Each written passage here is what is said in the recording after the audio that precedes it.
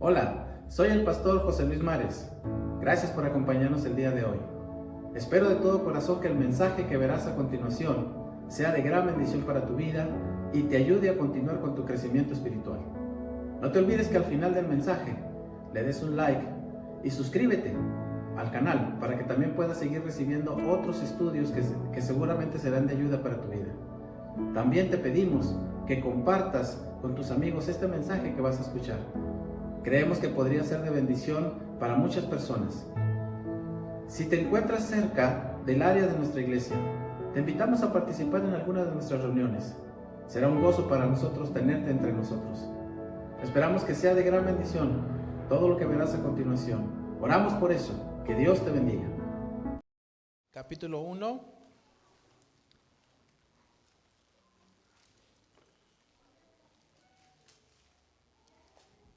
Primera de Tesalonicenses, capítulo 1. Vamos a leer aquí. Quiero que sepan que de todas las cartas de Pablo dirigidas a la iglesia, o sea, las iglesias, Primera de Tesalonicenses o la iglesia de Tesalónica, es considerada una de las cartas más hermosas en cuanto a lo que Pablo le escribe a la iglesia, porque si usted hace la diferencia entre lo que lee en Filipenses, que está dirigido a la iglesia de Filipos, y lo que Pablo le escribe a Tesalónica, que está dirigido a la iglesia de Tesalonicenses, son dos cosas diferentes. Pablo le habla a la iglesia de Filipos como una iglesia que él consideraba una iglesia que lo estaba acompañando en su ministerio muy cerquita. Por ejemplo, él decía ahí que la iglesia, daba gracias a Dios por la iglesia, porque la iglesia de Filipos era una iglesia que había permanecido con él en momentos en los que él se había quedado como solo en el ministerio. O sea, solo me refiero a que no tenía, aparentemente hubo un tiempo en la vida de Pablo que nadie lo estaba respaldando económicamente, aunque él trabajaba, pero eso no significa que Pablo quería hacerlo, porque eso le quitaba un tiempo a él importante para hacer el ministerio, pero bueno, lo hizo. Y la única iglesia, Pablo dice que fue la única iglesia que lo respaldó cuando otras iglesias lo habían dejado de respaldar. Entonces tenía como un cariño especial por esa iglesia. Pero luego, cuando le habla a la iglesia de Tesalonicenses, la carta está dirigida a una iglesia que se nota que era una iglesia que Pablo estaba poniendo como ejemplo. Una iglesia que tenía muchas cualidades como iglesia globalmente. Acuérdense que la iglesia es compuesta por individuos, pero todos nosotros juntos hacemos lo que es una iglesia y todos juntos llevamos una iglesia a un funcionamiento, ¿verdad? Ninguno de nosotros solos puede llevar a una iglesia al funcionamiento, porque tampoco, por ejemplo, si la pura mano, imagínense que no tuviéramos otras partes del cuerpo y que la pura mano estuviera en el tronquito, pues lo que nosotros entendemos como cuerpo no podría ser, ¿verdad? Porque el cuerpo necesita ojos, necesita pies, necesita manos, necesita otros órganos, el cerebro, bueno, otras cosas. Entonces, la iglesia en conjunto está diseñada para funcionar con un solo objetivo. ¿Cuál es el objetivo? ¿Cuál es la meta final del funcionamiento de una iglesia? Bueno, la meta final del funcionamiento de una iglesia es que pueda cumplir la voluntad de Dios, que pueda cumplir el programa de Dios para el mundo, que pueda llevar el evangelio a todas las naciones. Fíjese bien, si una iglesia no cumple con Mateo 28 de llevar el evangelio a todas las naciones, entonces esa iglesia dejó de ser una iglesia y se convirtió en un club. Porque si nos vamos a reunir nada más para juntarnos y charlar y comer y eso lo podemos hacer, pero eso también lo hacen el Club de Leones, no sé quién más, yo no conozco todos los clubes que hay aquí. Pero ninguno de esos clubes tiene como objetivo traer a las personas a Dios. Lo tienen como objetivo quizás traer las personas para que forman parte de su club, pero con otros propósitos, ¿verdad? Cada organización tiene sus propósitos. La iglesia tiene el suyo, que es cumplir la gran comisión. Cumplir la gran comisión. Entonces, aquí notamos que la iglesia tenía estas cualidades. Miren, vamos a ver algunas de esas cualidades porque son muchas. Yo ni siquiera las escribí todas porque no nos iba a dar tiempo de verlas todas. Pero mire, cuando Pablo le habla aquí a la iglesia, en primera de Tesalonicenses capítulo 1, dice: Pablo, Silvano y Timoteo, a la iglesia de los tesalonicenses en Dios Padre y en el Señor Jesucristo. Gracia y paz sean a vosotros de Dios nuestro Padre y del Señor Jesucristo. Damos siempre gracias a Dios por todos vosotros, haciendo memoria de vosotros en nuestras oraciones. Déjenme primero, antes de entrar a las cualidades, hermanos, yo lo que veo de la iglesia de los tesalonicenses, lo que yo veo que Pablo trata de resaltar de la iglesia, tomando en cuenta todas las cosas que dice, es que Pablo estaba tratando de resaltar las cualidades de una iglesia viva. ¿Entiende cuando digo una iglesia viva? Porque también podemos entender que no todas las iglesias tienen vida. O sea, todas las iglesias tenemos vida en Cristo, pero no todas las iglesias están llevando esa vida en una carrera para transmitir esa vida. O sea, la vida que nosotros tenemos en Cristo es transmitirla a otras personas. Esa es la meta de nosotros. La meta no es quedarnos con la bendición. La meta no es decir, bueno, yo ya soy salvo, ya estoy aquí me quedo sentado, me voy a alimentar toda mi vida de la palabra de Dios y ya. Esa no es la meta. La meta es que nosotros podamos transmitir la vida que tenemos en Cristo, llevar la salvación a las personas y ayudar a esas personas a crecer. Pero ¿cuál es la base para que una iglesia esté viva, para que una iglesia esté trabajando, para que una iglesia esté creciendo, para que una iglesia se esté moviendo? A eso me refiero con viva. Una iglesia que se esté moviendo, una iglesia que esté creciendo, una iglesia que esté trabajando, una iglesia que esté expandiéndose, que esté abriendo una iglesia aquí, una iglesia allá. Eso es lo que hizo Pablo. Eso es lo que hicieron los hermanos de Antioquía. Dice Pablo, aquí en el versículo 2, damos siempre gracias a Dios por todos vosotros, haciendo memoria de vosotros en nuestras oraciones. Yo creo, hermanos, que la base de toda iglesia viva es una iglesia por la cual siempre se está orando. Fíjese bien, no dije que era una iglesia que siempre estaba orando. ¿Cómo dije?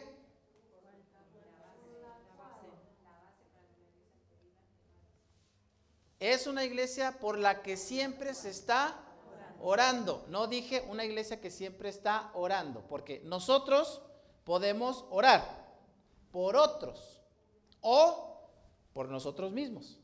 Pero fíjense acá, ¿quién oraba por la iglesia de Tesalónica? El equipo de Pablo. Dice, haciendo memoria de vosotros, ¿en dónde? En nuestras oraciones. O sea, Pablo no estaba ahí con la iglesia de Tesalónica todo el tiempo, pero él tenía un equipo. Si ustedes ven en la Biblia, Pablo tenía un equipo de personas con las que él andaba todo el tiempo abriendo iglesias, trabajando, yendo de aquí para allá. Entonces, ese equipo de personas oraban siempre por las iglesias. Y bueno, aquí en este caso Pablo le hace mención a la iglesia de Tesalónica y le dice que ellos siempre estaban orando por ellos. ¿Por qué es importante, hermanos, para que una iglesia se mantenga viva, que otros oren por ella? ¿Será importante o no? Por eso cuando nosotros tomamos el tiempo de orar, nosotros oramos por otras iglesias. Ustedes pueden ver ahí toda la lista de misioneros que están comenzando iglesias, oramos por ellos. ¿Cuál es nuestra oración? Básicamente, pues que la iglesia que ellos están empezando vaya adelante, ¿no?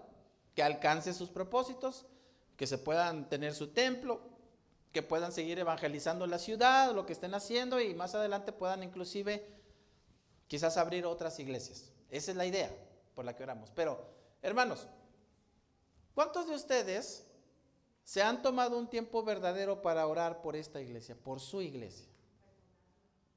Orar, en serio, o sea, oramos, pero fíjese, a veces oramos muy generalmente, ¿verdad? Oramos, pues a ver, la hermana Ruth pidió por tal persona y oramos por tal persona y esto, pero ¿cuántos de ustedes, a lo que me refiero no es eso, sino a lo que me refiero es cuántos de ustedes están orando porque la iglesia funcione como debe funcionar? Hay reglas en la Biblia cómo debe funcionar una iglesia. Está clara en la Biblia. Hay que evangelizar, hay que discipular, ¿no es lo que dice Mateo? Y de hacer discípulos a todas las naciones. Es decir, hay que ganarlos, hay que evangelizarlos, hay que discipularlos, hay que llevarlos a un crecimiento. Esa es la forma en que una iglesia debe estarse moviendo y debe estarse expandiendo. Y para lograr eso, hermanos, pues hay que hacer muchas cosas. ¿Qué es lo primero que hay que hacer para lograr que una iglesia se mueva de esa manera? Pues primero, enseñarle a la iglesia. Eso es lo que estamos haciendo ahora, ¿verdad? A través del discipulado, el seminario, le estamos enseñando a la iglesia los parámetros y las razones de por qué yo tengo que, si me voy a involucrar en la iglesia, cómo lo tengo que hacer y por qué lo tengo que hacer. Para poder funcionar. Para que la iglesia pueda cumplir con los objetivos. Porque si no, hermanos, es fácil no cumplir con los objetivos, ¿eh? Es fácil cansarnos y decir, no, pero yo ya tengo tanto tiempo enseñándole a la iglesia no arranca. Es fácil llegar a una conclusión así. O en la vida de alguien, por ejemplo, ¿qué pasa cuando uno siembra y siembra y siembra y siembra en la vida de una persona y no se ve el fruto? ¿Qué hace el que está sembrando? ¿O qué piensa? No, ¿qué hace? ¿Qué piensa? ¿Qué piensa si usted siembra un arbolito en su casa y todos los días va y le echa agua y le echa agua y le abona y le echa tierrita y le remueve la tierra y el arbolito no crece? ¿Qué piensa usted? Pues lo va a tratar de mantener un tiempo, pero después de un tiempo, si el arbolito no crece, ¿qué va a pensar usted? Pues algo tiene el arbolito, ¿verdad? O la tierra no sirve, o sea, la tierra donde está plantado no sirve, o el arbolito tiene algo porque por alguna razón no está creciendo. Pero a la conclusión que llegamos es que no podemos seguir invirtiendo en ese arbolito porque no está dando ¿qué cosa? El fruto. Entonces, nosotros, hermanos, tenemos que orar para que la iglesia pueda funcionar como Dios quiere que funcione. Fíjese bien, ni siquiera como el pastor quiere que funcione, porque a lo mejor uno puede interpretar eso. Es que el pastor quiere que uno haga las cosas como él quiere. No, ni siquiera yo hago las cosas como yo quiero, hermano. Antes de que yo haga las cosas, yo primero le pregunto a Dios si eso es lo que Él quiere que se haga o que yo haga. Yo dependo de eso, ¿eh? Cada movimiento que yo hago, siempre le pregunto a Dios si Él quiere que lo haga. Y si Él me dice que no, no lo hago. Y si me dice que sí, lo hago. Y ya, si Él me dice que sí, lo hago y no me importa a quién le gusta o a quién no le guste. Yo hago lo que Dios me dice. Eso es lo mismo que usted tiene que hacer. Usted tiene que aprender a comunicarse con Dios y aprender a dejar que Dios le guíe su vida. Porque si Dios guía su vida, pues así es como debemos de movernos. Que Dios nos guíe. Entonces, ¿qué debemos hacer para eso? Orar. Por eso yo le pregunto si usted se toma el tiempo para orar. Esto es una maquinaria, hermanos. Usted no lo ve. Usted no lo ve. Quizás no se ve. Pero mover una iglesia es mover una maquinaria. Algunos de ustedes tienen oficios, ¿verdad? Por ejemplo, Pablo es carpintero. El otro día fui a su carpintería y vi que tiene muchas máquinas. Si él quiere hacer un mueble, quizá va a tener que usar diferentes máquinas para poder hacer ese mueble, porque con una va a cortar la madera grande, con otra va a cortar la madera chica, con otra va a cortar los detalles, pues tiene toda una maquinaria. Que el que no sabe nada, no ve nada, solamente va y le dice, quiero este mueble, pero él detrás de hacer ese mueble tuvo que mover muchas máquinas, después él saca el mueble y lo entrega. Listo, se acabó. Nadie se dio cuenta cuántas máquinas tuvo que mover para entregar ese mueblecito. Así es la iglesia. La iglesia es una maquinaria que hay que mover, una maquinaria, y es una de las maquinarias más difíciles, hermano. ¿Sabe por qué? Porque uno tiene que orar para que Dios mueva las voluntades de las personas. Por ejemplo, si usted va y quiere usar una máquina, ¿qué tiene que hacer? Si yo quiero que este aparato funcione, este que traigo aquí, si yo quiero que este aparato funcione, ¿qué tengo que hacer? Aprenderlo, tener voluntad. No, si yo quiero que funcione, yo lo agarro y lo empiezo a tocar. Listo. Si no sé, pues aprendo, ¿verdad? Aprendo. Pero lo que quiero decir es que este aparato no tiene vida en sí mismo. Es un instrumento que depende de alguien que lo agarre y lo toque. Y si usted lo agarra y lo toca, va a tocar porque para eso fue hecho. Pero ¿cómo le hago yo para mover una voluntad?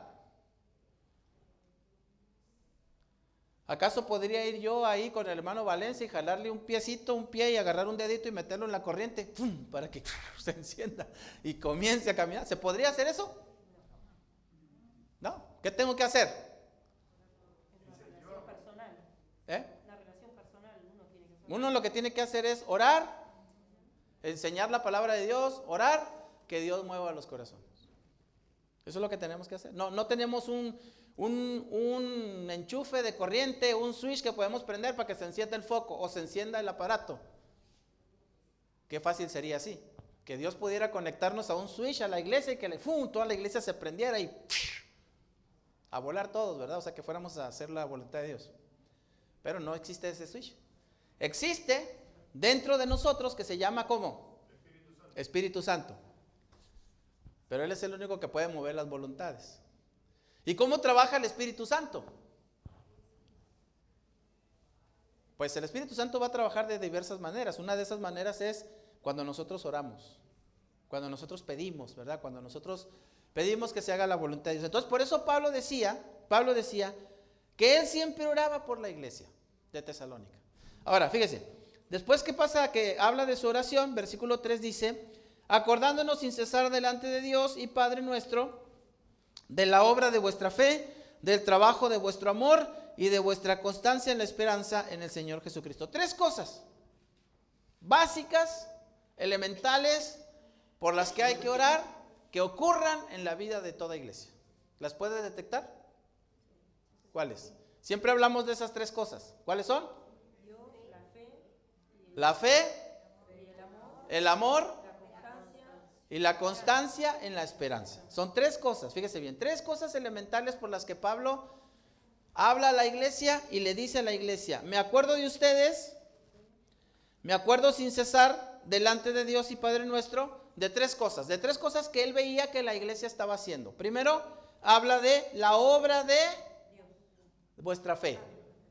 La obra de vuestra fe. La obra de vuestra fe. Hermanos, ¿qué quería decir Pablo cuando hablaba de la obra de la fe que hacía la iglesia?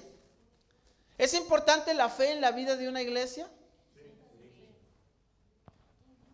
¿Es importante la fe en la vida de cada cuerpo individual de una iglesia? Indispensable, ¿no? Todos saben lo que dice Hebreos 11:6. Pero sin fe es imposible agradar a Dios. Entonces, la iglesia en conjunto, una de las cosas que tenemos que aprender a siempre tratar de mantener en alto nosotros es nuestra fe en Dios. Sin fe es imposible agradar a Dios. Si usted lee todo el libro de Hebreos 11, todo el capítulo 11, usted va a observar las vidas de los personajes que nosotros conocemos como los héroes de la fe. ¿Se acuerda de algunos nombres que menciona Hebreos 11? Abraham, Gedeón, Sansón lo menciona, David menciona a David, menciona a José, menciona a Noé, menciona a Sara. Y luego después pone un apartado que dice otros porque no puede ponerlos a todos, ¿verdad? No podría poner en un capítulo toda la lista de grandes hombres y mujeres de Dios, héroes de Dios. Pero dice otros y ya empieza a narrar lo que otros experimentaron también. Y no siempre fueron cosas, no quiero decir buenas, pero quiero decir cosas fáciles, porque dice otros experimentaron vituperios, azotes, cárceles, un montón de cosas que uno pensaría que no las debería de sufrir un cristiano. Pero yo siempre le animo a pensar esto: cuando usted esté pasando por un mal tiempo en su vida, cuando usted esté pasando por un tiempo de prueba, de dificultad fuerte, siempre piense que si Dios permitió que otras personas pasaran por esas cosas, ¿por qué no lo permitiría en mi vida? Por ejemplo, piense en alguien. Ahorita en la lectura que estamos haciendo de la Biblia consecutiva, estamos en el libro de Job. Y sabe que cada vez que yo leo las palabras de Job no puedo evitar llorar. ¿Sabe por qué? Porque yo veo lo que le pasaba a Job y cómo se expresaba él de lo que le estaba pasando, y puedo mirar el dolor que Job sentía. el dolor de lo que le estaba pasando, la pena. Y aunque a mí no me han pasado cosas tan fuertes como a Job, pero me han pasado cosas. Y a veces me identifico con el dolor, no de esa magnitud, porque obviamente Job, no sé, era otro, parece que era un hombre de otra serie, fuera de serie, por lo que le pasó, ¿verdad? Pero usted piensa en Job, un hombre que tenía 4 cualidades espirituales muy importantes, ¿se acuerda? Un hombre perfecto, recto, temeroso de Dios y apartado del mal, que no se parecería a ninguno de nosotros.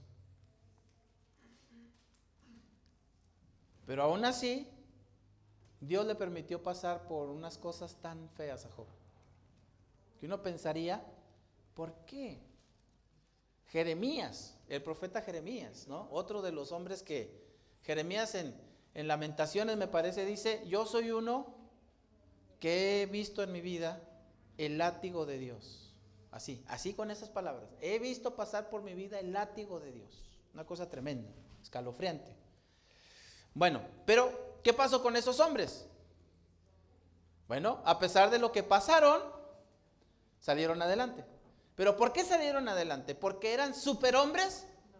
No, porque aprendieron a confiar en Dios a pesar de las cosas que les estaban pasando. Porque, ¿se acuerdan cuando Job dijo aquel gran versículo que dijo, yo sé que mi Redentor vive? O sea, tenía la esperanza en Cristo. Yo sé que mi Redentor vive y que algún día se levantará del polvo, y aunque en este momento mi carne se desmorona, sé que un día veré a Dios en mi carne. Estaba totalmente entregado a confiar que todo eso que le estaba pasando no era sino solamente algo que finalmente lo llevaría un día a encontrarse con Dios y terminar con aquel sufrimiento que le estaba pasando. Que ya sabemos, según la historia, que no hubo necesidad de que pasara eso, ¿verdad? Dios le quitó todo eso antes y todavía lo dejó vivir 3 generaciones. Tremendo. Bueno, entonces, ¿es importante la fe en la vida de una iglesia? Sí. Indispensable. Alguien me estaba diciendo desde hace rato, ¿verdad?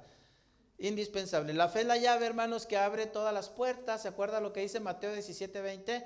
Cuando aquellas grandes palabras del Señor Jesucristo, cuando dijo, si tuvieras fe como un grano de mostaza, podrías decirle a ese sicómoro, desarráigate y pásate para acá. Y luego las últimas palabras son las palabras más gloriosas que usted va a escuchar de parte de Dios en cuanto a la fe, que dice, y ninguna cosa te será imposible. Yo todavía no sé cómo usar esa frase. He estado intentando. Usted no sabe cuántas veces he intentado usar esa frase. Y tratar de quitar aquello que me está limitando para no poder usar esa frase. Y nada te será imposible. Pero eso es lo que la Biblia dice con respecto a la fe. Entonces esta iglesia era una iglesia que dice que tenía una obra de fe. También tenían un trabajo de amor. La segunda palabra ahí dice, tenían un trabajo de amor. ¿Qué le parece, hermano? Mire, hablando del amor, una de las cosas que más yo veo aquí en esta parte, hablando del amor, un trabajo de amor, pues el amor, hermanos, es la motivación más importante que nos debe de mover a nosotros a estar en el servicio de Dios. Cuando nosotros como cristianos aprendamos que lo que hacemos lo debemos hacer por amor a ¿quién?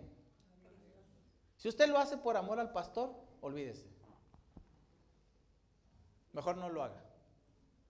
Porque tal vez el pastor ni te lo va a agradecer, tal vez el pastor ni se va a fijar. Como ustedes tampoco se fijan de cosas que hace el pastor. Porque, ¿por qué no lo hacemos? Porque somos humanos y no podemos estar pendientes de todos los detalles.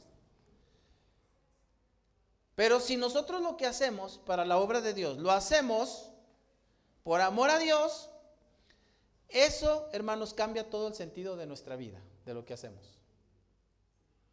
¿Servimos a quién? A Dios. ¿Lo hacemos por qué? Por amor. Fíjense que, ¿cuál es mayor? A ver, les voy a hacer una pregunta teológica. ¿Cuál es mayor, la fe o el amor? Nada más unos 5 o 6 dijeron, pero... Vamos a ver 1 Corintios, pero no pierdan Tesalonicenses. 1 Corintios 13. Mire, la importancia de que una iglesia desarrolle el amor como iglesia, ¿verdad? Como iglesia, que podamos desarrollar amor entre nosotros como hermanos. Obviamente amor de Dios, ¿verdad? Amor que nos ha sido puesto en nuestros corazones. Miren lo que dice. En el versículo 1, aquí está muy simple. Dice, si yo hablase lenguas humanas y angélicas y no tengo amor, fíjese todos los comparaciones que hace. Si yo hablase lenguas humanas y angélicas, o sea, si yo tuviera la capacidad de poder hablar muchos idiomas, ser un políglota y aún cruzar esa raya y poder hablar hasta lenguas angelicales, que quién sabe cuáles serán las lenguas angelicales. Pero no tengo amor, ¿qué vengo a hacer? Según el pasaje, ¿saben cómo es un metal que resuena? Bueno, esto no es un metal, pero es una madera. ¿Dónde? Y el hierro de la escalera. Sí, pero este hierro no, este es sólido. Sí, pero no me quiero bajar hasta allá. Pero sí suena este. ¿Y este sonido de qué nos sirve a nosotros? O sea, miren, esta baranda sí tiene un propósito, el cual nos sirve. ¿Para qué? Para sostener y contener. O sea, si no estuviera esta baranda, pues no digo que si nos caemos nos puede pasar algo malo, pero tiene un propósito aparte de que se ve bonita, de embellecer aquí el estrado, que es una de las funciones. Pues nos da a nosotros la comodidad de pararnos aquí quizás y estar aquí, ¿verdad? Así agarrados, poder expresarnos, eso. Más que eso no, porque si yo quiero hacer esto, ¿eso de qué nos sirve? ¿De qué le sirve que esté la baranda? O sea, todo lo bonito que puede darnos el diseño, hasta ahí nomás. Solamente una vista bonita a los ojos, pero más que eso, ¿no? Entonces, ¿qué puede hacer un creyente que puede hacer muchas cosas, pero no tiene amor? No las hace con amor. No tiene amor en su vida. ¿Qué dice aquí? Es como un metal que resuena, o sea, las cosas que hace solamente resuenan, pero no alcanzan un propósito. Y luego dice, si tuviese profecía y entendiese todos los misterios y toda ciencia, y si tuviese toda la fe, de tal manera que trasladase a los montes, y no tengo amor, fíjese que habla ya de unas cosas más espirituales. Primero nos habla de una persona que puede, o de una iglesia que puede llegar a entender toda la profecía. De conocimiento. Por eso yo siempre les he dicho, hermanos, que el conocimiento sin práctica, ahí queda nomás. El otro día estaba hablando con un amigo pastor mexicano que me estaba diciendo que por qué no conectábamos la iglesia con el instituto, con la Universidad de Luisiana y todo eso. Le digo, ¿sabes por qué no? Porque yo conozco muchos pastores que se han graduado de esa universidad, muchos que tienen doctorados en esto, en aquello, licenciaturas, y todo su ministerio se lo han pasado atrás de un escritorio sentados escribiendo. Nunca los he visto ganar un alma para Cristo. ¿De qué me sirve? Que me den un título de doctor en divinidad y no soy capaz de salir, porque inclusive hay pastores que tienen la filosofía que dicen, las que se reproducen son las ovejas, para ellos no salen a ganar, no ganan nunca nadie. Por eso, las que se reproducen, ¿quiénes son? ¿Las ovejas o el pastor? Ahora, si usas esa ideología, ¿qué vas a contestar? ¿Quién se reproduce? Las ovejas. Entonces ustedes son las que tienen que ir a ganar almas, no yo. Un día le dije a uno de ellos, pero tú también eres cristiano, aparte de ser pastor, eres cristiano, y como cristiano tienes la responsabilidad que tenemos todos de cumplir con ese mandato. Entonces fíjese cómo va subiendo de tono aquí. Dice, si tuviese profecía y entendiese todos los misterios, fuera yo un gran sabio como Daniel que entendía todos los misterios, como Daniel que entendía toda la ciencia, como Abraham que tenía toda la fe. Pero si no tengo amor, no me sirve.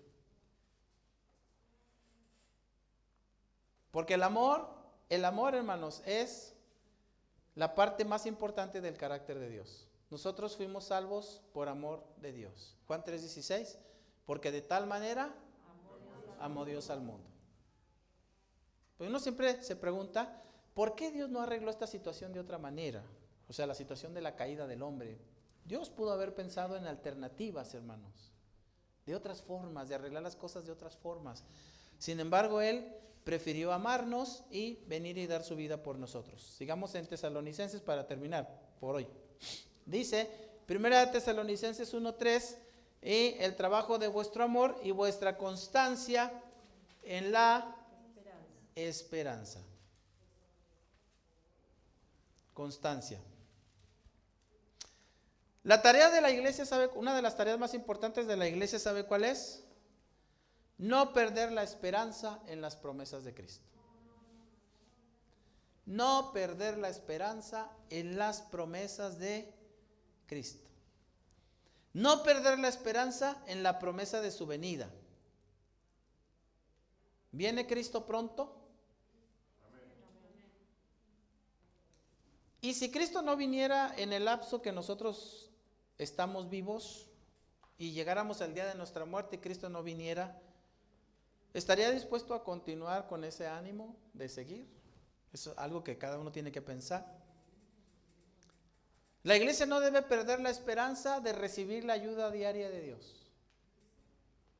Nosotros como iglesia, de una forma individual, necesitamos todos los días recibir la ayuda de Dios. Mire, si ahorita abriéramos aquí la bocina para ustedes y empezáramos a pensar, que ustedes nos contaran, cada uno de ustedes, fíjense, cada uno de ustedes nos contara alguna situación hoy que le está afligiendo, usted no se imagina todas las historias que escucharíamos, y todos escucharíamos diferentes historias de algo que hoy a alguno de ustedes le está afligiendo.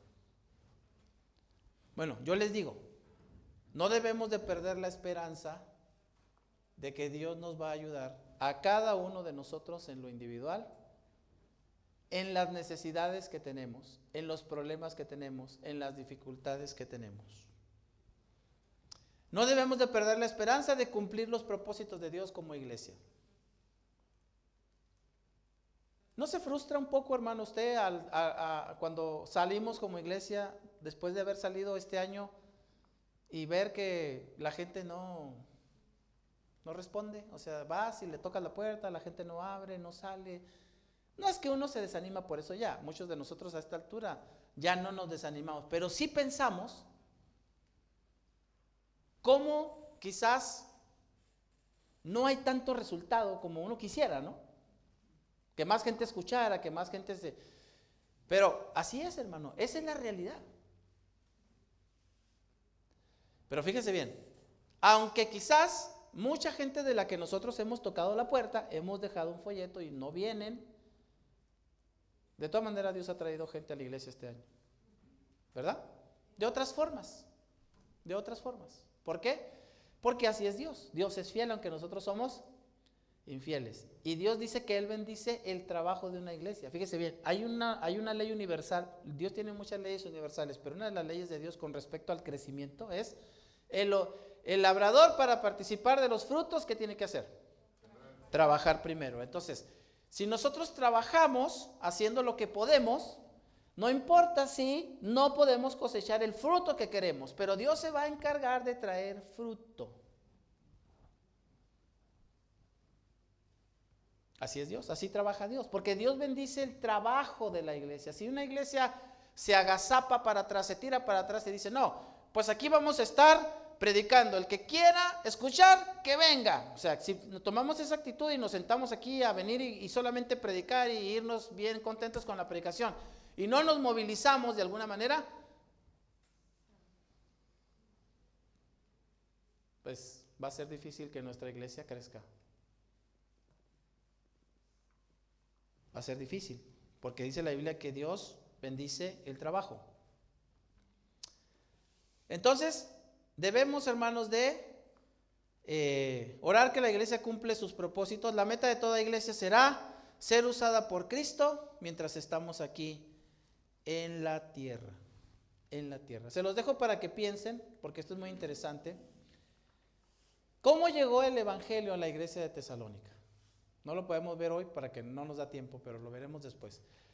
¿Cómo llegó el evangelio a la iglesia de Tesalónica? Que tiene que ver mucho con el impacto de crecimiento de la iglesia. Miren, el versículo 5 nomás lo vamos a leer. Dice, pues nuestro evangelio no llegó a vosotros en palabras solamente, sino también en poder, en Espíritu Santo y en plena certidumbre. 3 cosas. El evangelio fue recibido por la gente de Tesalónica con 3 adiciones. Aparte de las palabras, o sea, aparte de que alguien fue como Pablo, llegó a la ciudad y un día empezó a predicar y empezó a convertirse la gente. Aparte de eso, porque él dice, llegó en palabras, pero también llegó en poder. Y esa es una de las cosas, hermanos, por las que debemos orar siempre nosotros. Que cada vez que abramos la Biblia y prediquemos aquí o afuera, el poder de Dios sea magnificado. Porque otra vez, como les digo, nosotros no tenemos el poder de enchufar a la gente a una corriente y que se encienda la persona.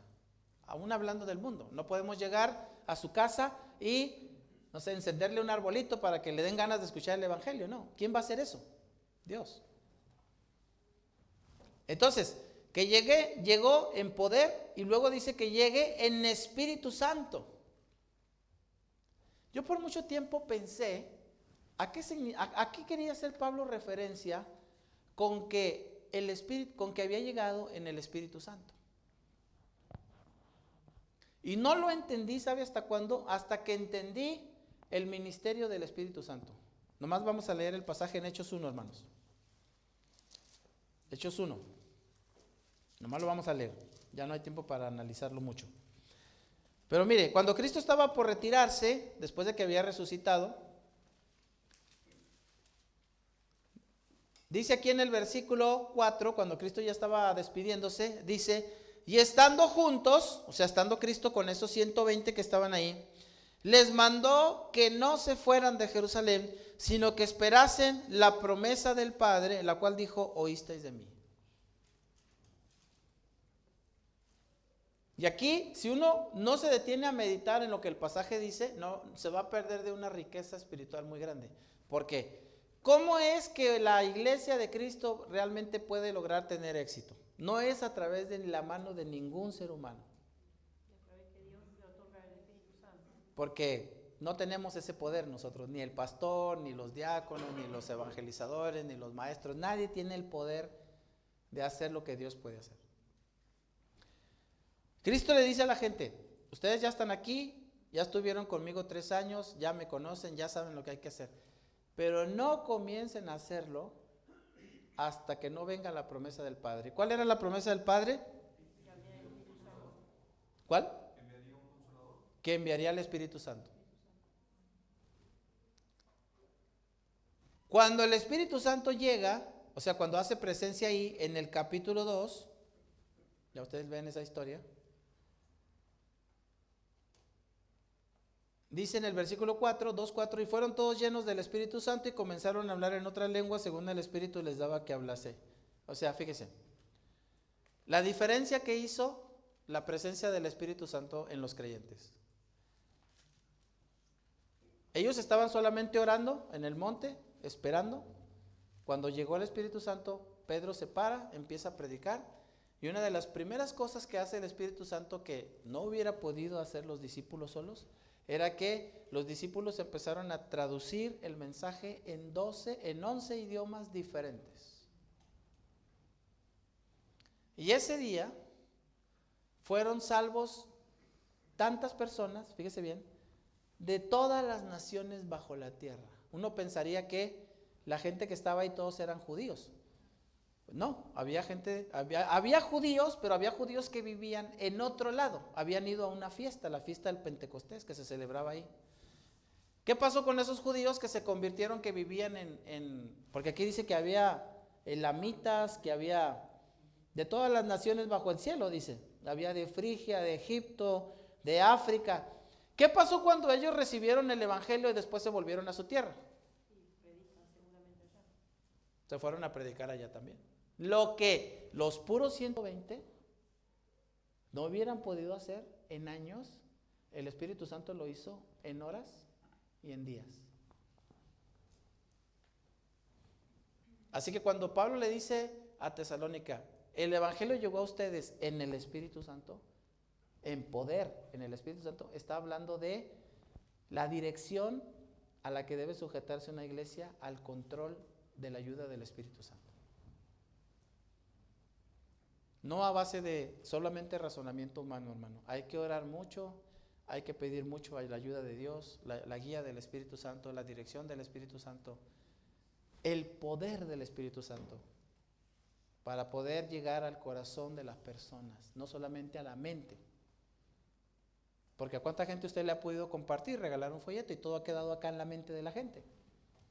No ha bajado al corazón, porque el que puede bajar esa información al corazón es el Espíritu Santo. Entonces, ¿qué debemos hacer? Orar por la iglesia. Ore por su iglesia, hermano. No solamente ore por las peticiones de la iglesia, sino ore porque la maquinaria de la iglesia funcione correctamente, bajo la ayuda y el poder de Dios. Bueno, ahí vamos a orar, hermanos. Padre, en esta noche te damos gracias por tu palabra, porque a través de ella, Señor, podemos no solamente recibir el conocimiento, sino el ánimo y la ayuda que necesitamos. Señor, por favor, anima nuestras vidas. Por favor, bendice esta iglesia. Gracias, Señor, por los años que esta iglesia ha estado aquí, más casi ya 30 años que ha estado aquí, y que ha sido una luz y una esperanza para Comodoro, para Argentina en cierto modo, a través de misiones. Pero rogamos, Señor, ahora que el Espíritu Santo siga obrando en nosotros, para que esta iglesia pueda alcanzar las metas y los objetivos que tú tienes en tu corazón, que esta iglesia alcance. Que así sea, Señor, y que podamos ver esos frutos y tú seas honrado. Mueve nuestros corazones, mueve nuestros pensamientos, mueve nuestras emociones, para que vayan dirigidas hacia ese objetivo de hacer tu voluntad y alcanzar tus metas y no las nuestras. En el nombre de Jesús. Amén. Muy bien.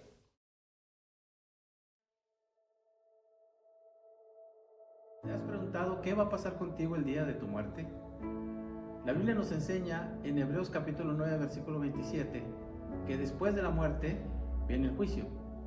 Entonces la muerte nos trae cara a cara con Dios. Hay solamente dos lugares a donde las personas podemos ir después de nuestra muerte. El cielo, donde está Dios con Jesucristo y los ángeles, y el infierno o el Hades, donde hoy hay muchas personas que están en ese lugar por haber rechazado a Cristo como Salvador, y donde un día también estará Satanás con todos sus demonios. La Biblia es muy clara cuando nos enseña cómo puede una persona después de la muerte ir al cielo con Dios. Solamente tiene que saber algunas cositas muy simples. Primero, ¿cuál es su condición delante de Dios?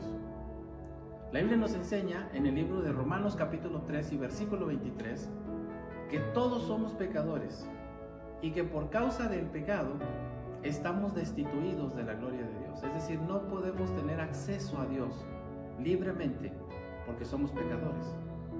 También la Biblia nos enseña que ese pecado nos condena. En Romanos capítulo 6 versículo 23 dice que la paga del pecado es muerte.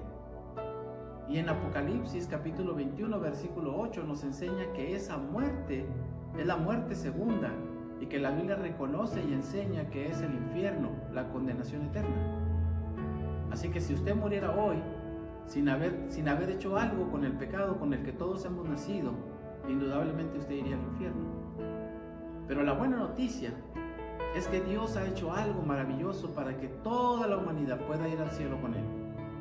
Y lo que Él ha hecho está demostrado en el libro de Juan capítulo 3 versículo 16, que dice: porque de tal manera amó Dios al mundo, que ha dado a su Hijo unigénito, para que todo aquel que en Él cree no se pierda, mas tenga vida eterna. La Biblia dice que Dios envió a su Hijo y murió por nosotros.